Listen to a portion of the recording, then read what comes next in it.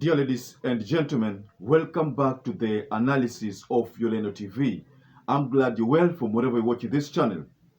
I'd like to start this session as usual by appreciating support so much for allowing YOLENO TV to grow. If you wish to support us, please just hit the subscribe button and then you can hit the like button.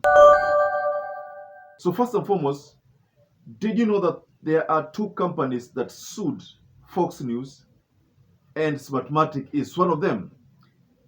The two companies are one, Dominion, two is Smartmatec US. Those are the two companies that sued Fox News. There's a reason why I'm bringing this example, because at the end of this analysis, there's something I will mention. The most interesting part of this lawsuit is that Fox News gets to pay Dominion voting system 106 billion Kenya shillings. That is around $787 million. So in 2020, Dominion supplied voting equipments to be used and for voting and vote tabulation in more than 30 states in the US. So that's why we have this lawsuit of around $787 million. The second part is that now Smartmatec is seeking $2.7 billion in damages, which is over $1 billion compared to what Dominion asked for. So first, let me do the math for you, ladies and gentlemen. $2.7 million, according to my calculation, would give me this value. First, $1 goes for 135 Kenya shillings, which will translate to around 360 billion Kenya shillings. And that is 1/10 of our national budget. Our national budget for 2022/2023 was around 3.3 trillion. So 360 billion is like a tenth of that budget. So that is what Smartmatec wants Fox News to compensate the company for defamation. You see, why is this kind of compensation claims, lawsuit and the like? You see, when Donald Trump lost the election in 2020, Donald Trump sponsored a narrative that Smartmatec and Dominion conspired to make Joe Biden the president. There was some truth to it, to that allegation, because there could have been something that led to that allegation.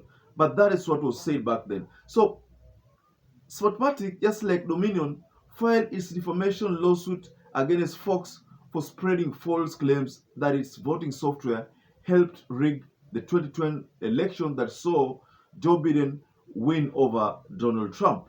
So Donald Trump, according to the history, is one of those leaders in the world who have faulted Smartmatec system and has made the claims, the reasons why he lost. I mean, let's face the facts here.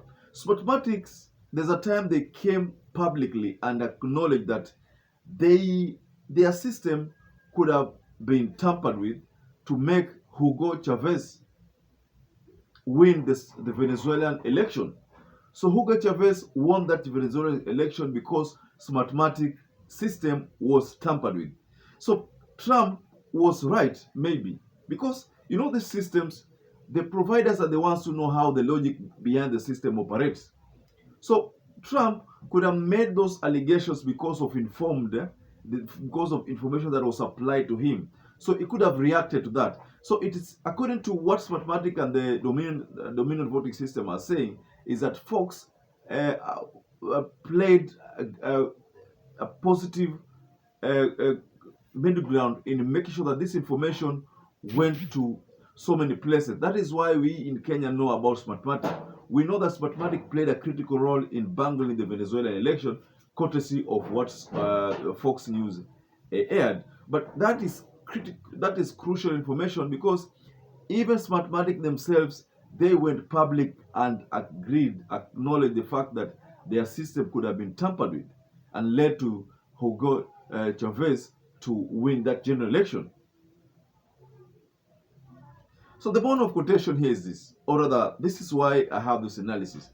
If Smartmatec comes for our local media stations and who knows, decides to claim such payment, $2 billion, which is, according to my evaluation or translation, is a tenth of our national budget.